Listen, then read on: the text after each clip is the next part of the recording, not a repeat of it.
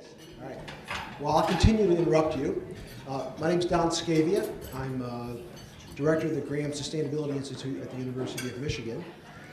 And what we want to do during this session is a couple of things. First, we wanted to announce a new partnership between MSU and U of M in this climate space. But more importantly, to start soliciting some of your ideas and requests for information and that sort of thing. So I'm going to just give a couple of minutes up front about what this new partnership is, and then turn it over to Tom to lead us through a discussion of the sorts of needs that are in this space of climate. The center that's been created is one of NOAA's Regional Integrated Sciences and Assessment Centers. They're called RISAs. This program has been in place for a little over a decade, I think. There are now 11 of these centers. And finally, after all these years, we have one in the Great Lakes region, which is sort of interesting. Every time they would put up a map of the RISAs, there was this big empty space in the north central part of the country called our region here. Now, we finally have one here. Originally, our scope, our geographic scope that we had proposed, we talked about it being the watersheds of Lake Huron and Erie, basically Michigan, Ohio, and Ontario. But there may be some opportunities, some additional NOAA funding in the context of the new next spin-up of the national assessment that will be able to expand our region to cover more of the Great Lakes, and so we're interested in doing that. And what these RISAs are, and particularly the way we proposed it, is on one hand, we're going to try to gather all of the climate information that's being made available from lots of different sources over time, particularly focused at downscale to our region. Start making that information available, but in parallel to that, having very strong and long-lasting partnerships and relationship with stakeholders, trying to understand what it is that you think you need, what stakeholders think they need to actually make adaptation decisions. What kind of information do they need to actually make those kinds of decisions in their practices. So it's very important that we're downscaling to the scale of actual decision makers. This center, we're told we'll start getting our funding in September, so we actually haven't even started yet. We thought we'd hijack the end of this meeting as a way to start getting input on what people think they need. So with that short introduction, I want to turn it over to Tom, who will give us a little bit more and start the conversation. I guess what I would say just briefly is that the two things that we are strongly committed to sort of in the proposal and in terms of how we conceptualize this is working with downscaling of climate projections, sort of making as much information available as we can, because of course in terms of thinking about vulnerabilities to climate change, opportunities and adaptation, you have to know what climate change looks like at an operational scale for whatever kinds of decisions you have to make. So that's sort of a given, and that will be a major part of the operation. And again, I think to show the spirit in exactly parallel strength to that, if you will, or commitment to that, is finding good mechanisms for being engaged with stakeholders and helping, working with them to help identify research needs, and then some of the funding we'll have, and then there isn't a lot, but we'll be targeted at seeing if we can answer specific questions that emerge from discussion with stakeholders, in addition to trying to provide the best information we can about what the climate in the region is likely to do, obviously always with a lot of uncertainty. And so what we're trying to do here, rather than go on about sort of what the proposal says, is to actually begin to elicit from you all thoughts about what kinds of information based on research and provided in what ways in terms of products, that could be websites, it could be tools, it could be reports, could we provide that would actually help you all in dealing with climate change, by making good decisions about adaptation to climate change. And I think we're just literally looking for you to say, well, this is something that I'm really worried about or that I have to deal with, and here's some things that would really help if we knew more about X. You can stand up and shout. There's a microphone up here as well. Yeah, we're getting... Yeah, that would be great, because we are recording the session. And it'd be nice if you told us who you were, because we know a lot of you, but not everybody.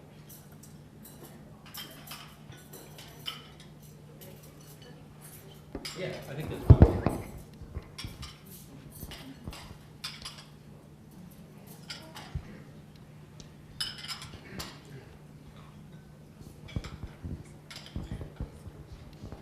Hi, my name's Chuck Otto. I am not a scientist, but I do write about the environment. I would love to see a robust website that provides information, regularly updated information, as straightforward as possible, but also understandable to the average person, to help continue this conversation and kind of engage more people in the conversation about the environment and climate change. Can I ask you, is there a particular scale of information that is most useful? Global temperature, tomorrow's precipitation in your backyard, within that range.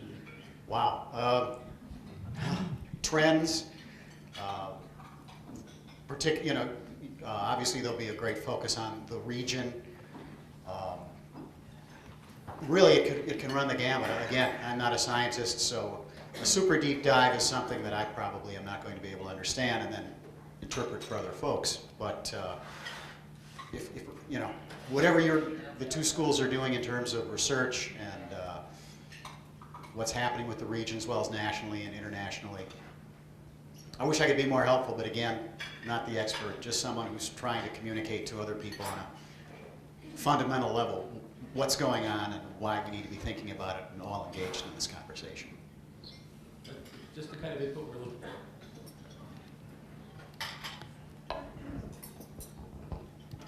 for. I'm Douglas Jester. For context, I'm former mayor of East Lansing, former Great Lakes fishery manager, and currently an energy policy advisor to the state of Michigan. As I look at adaptation to climate change, I think part of what we need to be thinking about is the timing of the consequences of decisions, and therefore when do we need to take account of things. And it seems to me that in the ordinary course of business in Michigan, that the things that we're deciding now that have the longest period of consequence and are likely to be significantly affected by climate change mostly have to do with water engineering. So, how big do you build the bridge or culvert? What do you designate as the floodplain so that you don't build in it? Things of that sort. And I think that if we could start to get to take account of what we expect in, say, 40 or 50 years as a consequence of climate change in those decisions as we're making them today would kind of be a very important place to start.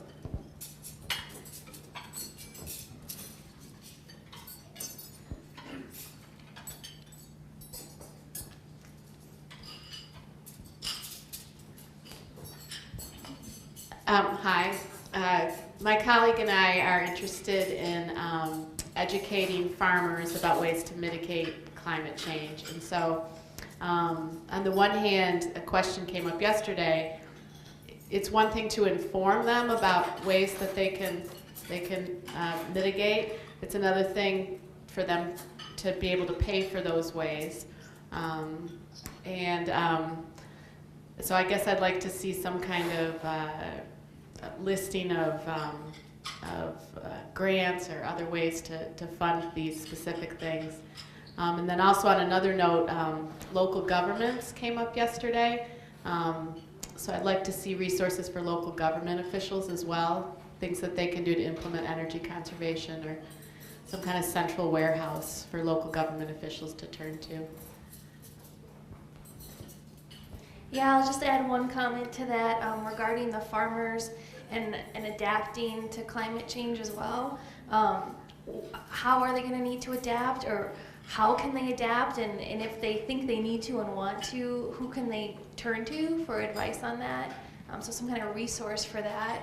And then as Claire mentioned, ways to pay for that, or ways maybe that they could get paid for providing those services. And then also maybe could you clarify, it's my understanding this RISA is focused on adaptation and not mitigation, but they're not always mutually exclusive. That was another conversation we had yesterday. Could you just clarify that a little bit with RISA? So the primary focus is on adaptation. but recognizing that there are a whole range of adaptation activities that are also mitigation. So we're not going to exclude mitigation for sure, but look, sort of focusing on the adaptation side. I think conversations I'm aware of that are going on in Washington are quite aware that the two blend, even though they've been seen as sort of separate things in different agencies in the past. People are quite aware that these things blend together, and so I think you're going to see agencies more able to blur that boundary as it makes logical sense in the future. And I think one of the reasons why it may appear to be this big shift towards adaptation is that until now it's almost been exclusively mitigation. And so in the recent switch now to include adaptation makes it feel the way it is. Vicki Anderson with USDA Natural Resources Conservation Service. This is very specific compared to the items that we've heard so far. We have conservation practice standards that for a lot of them are for establishing vegetation. And we have traditionally used the Mesic frigid line in Michigan, about US 20, to have a change in seeding dates for grasses and forbs. And my question would be, do we need to change that line? And if so, where is that change to, and what kind of change in dates would we be looking at?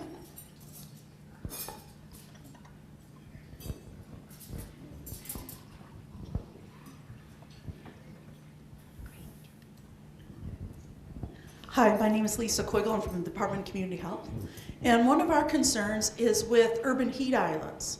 We'd like more information on what the temperatures are supposed to be for these heat islands so that we could come up with a public health response, because it is one of our big issues, people dying in heat waves. The other thing we'd like to see too is possibly some sort of adaptation, using NOAA. How would you plan a city better? Should we put in more green space? Should we have more tree planting to reduce, the reflection and the heat island effects? And that type of thing, so that we can actually reduce the heat island effects for people.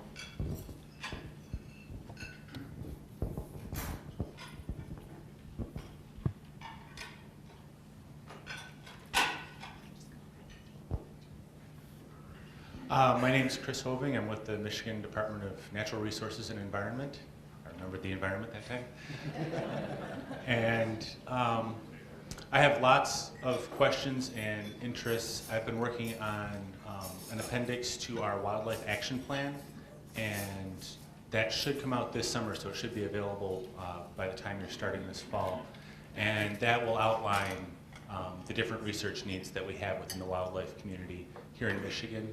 The other states, Ohio, I'm not sure if there will be other states, but Ohio probably is also doing something similar, and so they would have an addendum probably to their wildlife action plan that would be similar. But some of the things that I'm interested in would be predicted future snowfall, because that has a big effect on our wildlife. The changes in coastal wetlands, where they would move to if they move out into the lake, how the lake levels might change, and then groundwater would be another one that's critical to some of our most endangered taxes, such as mussels, some of our fish, and so on.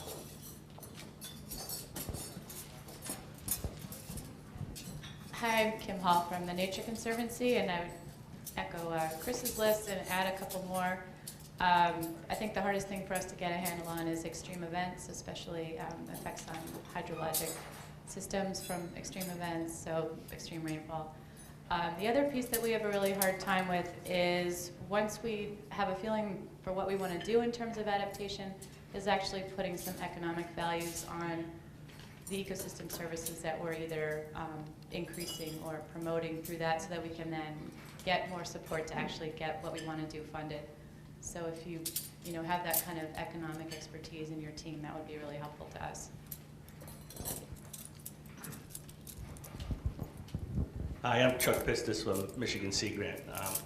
In the previous breakout that focused on community adaptation, we had a lot of discussion on how to get the concept of adaptation through the communities. And one interesting idea that capitalizes on the initial discussion on a website is to try to assemble successful case studies that communities have have put in place to adapt to climate change.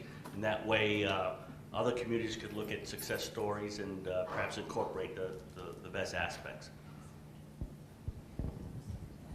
Hi, I'm Jan Eberhardt. I'm with the Division of Science and Math Ed at Michigan State University. The whole educational component here would be really critical to make available, whether they are grain size lesson or units on, and it's not just science education, but on educational projects or ideas that teachers could adapt and adopt so that their students could understand what adaptation might mean in this context.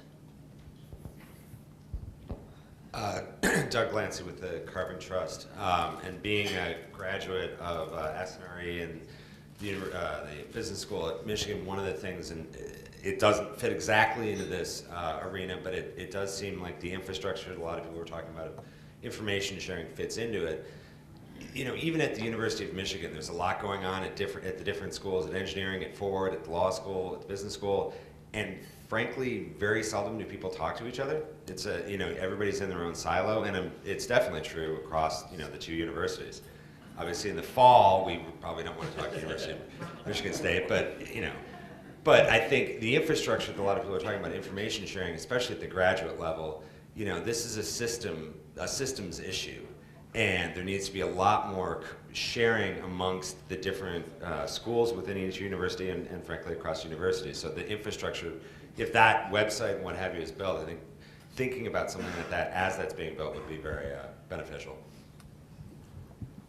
I should have mentioned that Ohio State is actually a co-PI on this. Shows how far away. That's right. That's right. And Guelph, actually. That's right. Boom, boom. I failed to mention, Chuck Pistis and Julie Winkler are both co-PIs on this project. You probably know them. I wanted to point them out. They're both here.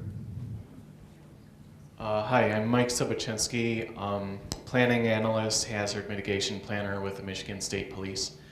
I would say that one possibility for institutionalizing or having a lot of momentum built on climate change could be to have the issue included in comprehensive plans. These are done at the local level, statewide, any zone communities. If the information that you produce is packaged in a way that makes it amenable to use by community planners, local, county, regional level packaging of information, and if there's outreach to that group, it could be something where they may not have researched these issues, regional hydrology and things themselves, but can incorporate the information for their community from your website. And there's something I was thinking of. The U.S. Geological Survey has a hydrological website that I found very useful. It's Water Watch. It's based on their stream gauges around the state, and they have real-time information about the levels, the water levels at these gauges. Flood warnings come out of these, projections about the number of houses and such that would be impacted by flooding. Something like that, if there are projections being done for climate change, and they could be packaged in a way, perhaps in partnership with USGS, and done in a way that matches some of the planning jurisdictions, then I think that could be really helpful and also potentially far-reaching in its impact.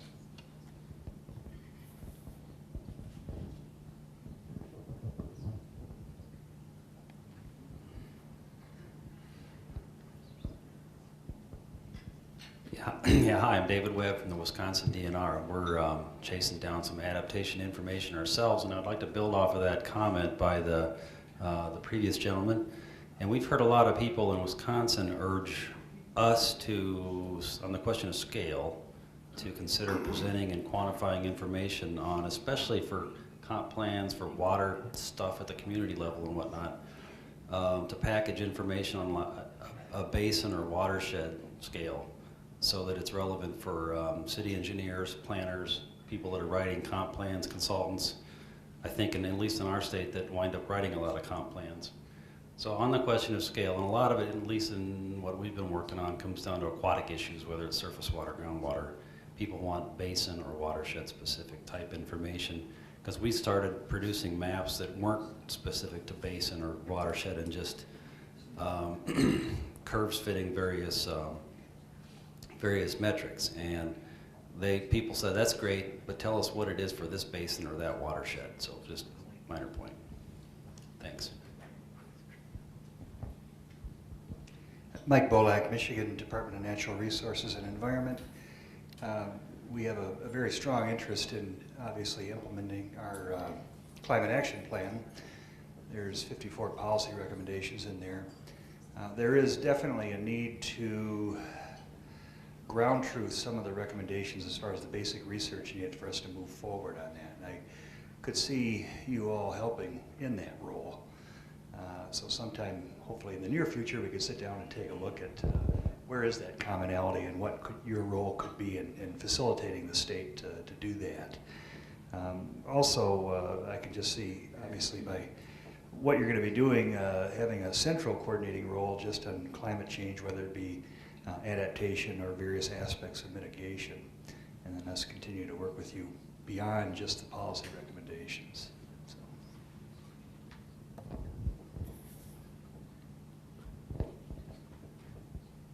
A comment from a student.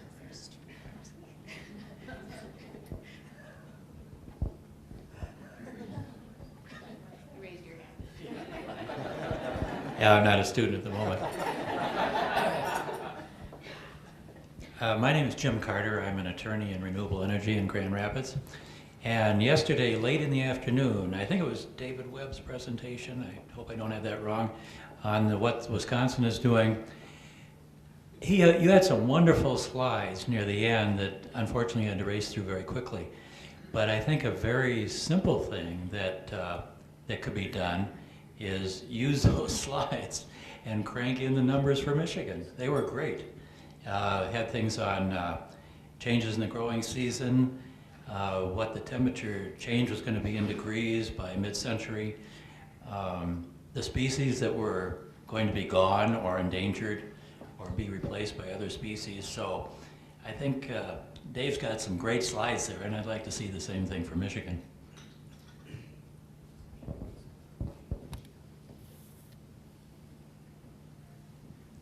So I was wondering a little bit about the content or the format.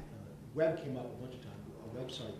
Are there other forms of information packages that work better than websites for certain applications, or is that pretty much all we need to focus on? Maya? Oh, sorry, I was talking to somebody.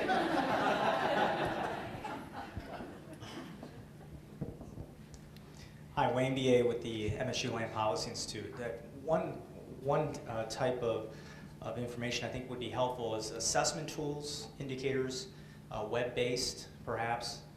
If you look at just how some other indicator tools have caught on, and how if one community, and we have a number of communities that are starting to use the same assessment tools, we can start having some of that, gauge some of that progress. So the analogy of how LEED has taken off, and if we can have some of those, there are a number of different indicators out there, and we can take from the climate change report and perhaps start to develop some of those indicators. And we've had an assessment tool for smart growth, for instance, that we've used through the Land Policy Institute. We've adapted it for coastal communities as well. There could be some type of climate change tool that we start using across Michigan that communities embrace. So I would encourage that as one of the things to look at as well.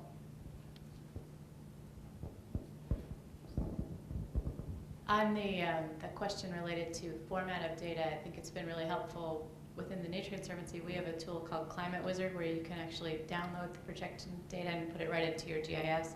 If you have local downscaling data, that we could do the same thing and incorporate it into our own tools, that would be really helpful.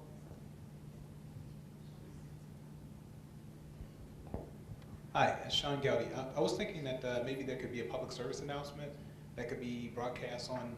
My concern would be like something more culturally sensitive. like for the Detroit area, so that they know what they can do that may be different from what Lansing does, would be kind of nice, just so they can get the communication out.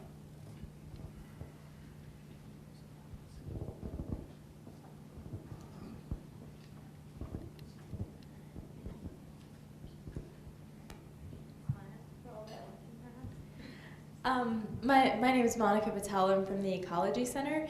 And I think that what would be useful in terms of building off of the community planning efforts, giving communities resources to do what other successful communities or more successful communities have been doing. Building off of that, because this is an effort involving a lot of universities, having experts and literature that focuses on what those communities are going to need, like one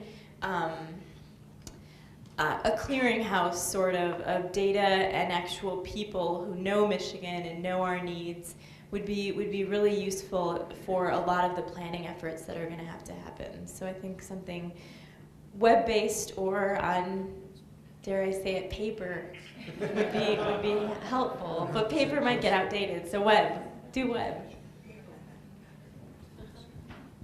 Hi, I'm Lori Cameron. I'm from the Michigan Department of Community Health, and we have a grant right now to plan for the health effects of climate change in the state of Michigan. We've been having a series of meetings with local health departments. There's 34 in the state, if you don't know. And what we're hearing from the health officers is that they really need information available on their level in order to plan for events that could affect human health. Now, I don't know if it's possible for you to generate data on that fine scale, such as a county or a district level, but anything that approaches that would be easily accessible to them, sort of prepackaged, so that they can go to their constituencies and point at changes that may be occurring and advocate for planning to deal with the effects, let's say, of an increasing heat or increasing precipitation, rain events followed with drought that would increase the number of mosquitoes that would cause, things like West Nile, things like that. They're very hungry for. They need to be able to document to their bosses that this is for real and that they need to plan for that.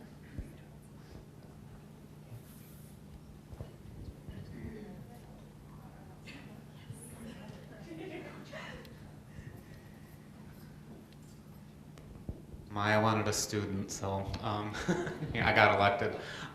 We were just talking that it would be interesting to have a resource where graduate students and other researchers could go and look at types of research topics where you're lacking data, to give people ideas of sort of some things where they could make a contribution. And I think it's especially important for people coming to this area for graduate school that are not really familiar with the area but still want to be able to contribute somehow.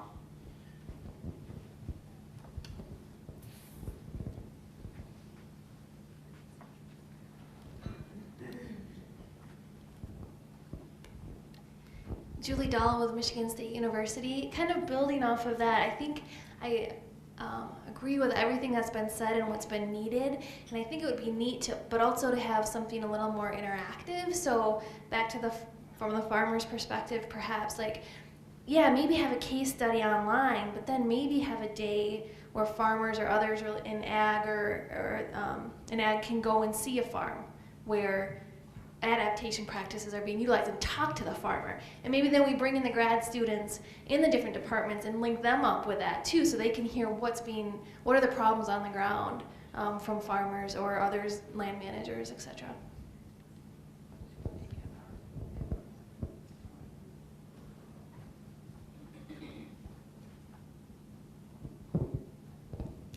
Madison Hall, a doctoral student, and I don't know if anyone said this, but I thought it would be interesting to have a revolving committee of doctoral graduate students in different climate change areas that would go to local schools from elementary through high school and give a little talk on their areas of research. In that way, introduce the students to different things that are being looked at, and also maybe little boosters from MSU, and then raise awareness too.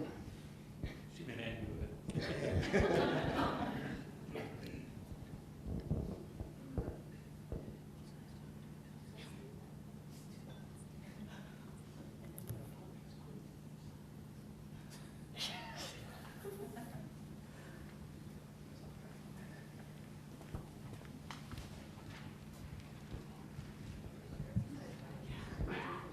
this is Lori Cameron again. I'm hearing from federal health agencies that they were really looking for quantification. Again, this is an area of documenting what's going on and being able to measure an association between a change in one of the climate indicators and a health effect. I know that the National Institute for Environmental Health Sciences just last week on Earth Day announced a major research initiative around climate change and human health. There's a need for tools of all sorts, but in public health in particular, we find we need to be able to maybe not count the bodies, but document the relationships in order to get resources to be able to adapt and protect people's health from the effects of climate change.